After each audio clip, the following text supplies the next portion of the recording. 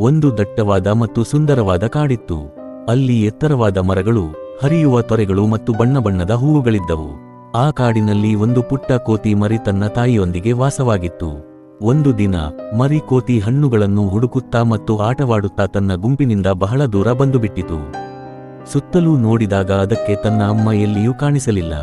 ಗಾಬರಿಗೊಂಡ ಆ ಪುಟ್ಟ ಜೀವ ಒಂದು ಮರದ ಕೆಳಗೆ ಕುಳಿತು ಅಮ್ಮ ಅಮ್ಮ ಎಂದು ಬಿಕ್ಕಿ ಬಿಕ್ಕಿ ಅಳತೊಡಗಿತು.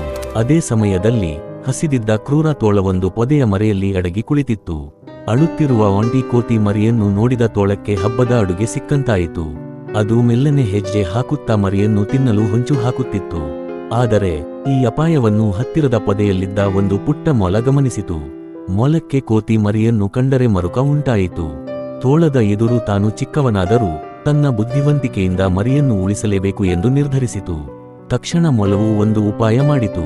ಅದು ಹತ್ತಿರದ ಬಂಡೆಯ ಹಿಂದೆ ಹೋಗಿ ಜೋರಾಗಿ ಕಿರುಚಲು ಶುರುಮಾಡಿತು. ಓಡಿ, ಶಿಕಾರಿಗಾರರು ಬರುತ್ತಿದ್ದಾರೆ, ದೊಡ್ಡ ಬಲೆ ಮತ್ತು ಕೋವಿ ಹಿಡಿದು ಬರುತ್ತಿದ್ದಾರೆ, ಬೇಗ ಓಡಿ ಎಂದು ಕೂಗುತ್ತಾ ದೊಡ್ಡ ಕಲ್ಲುಗಳನ್ನು ಹಳ್ಳಕ್ಕೆ ಉರುಳಿಸಿತು.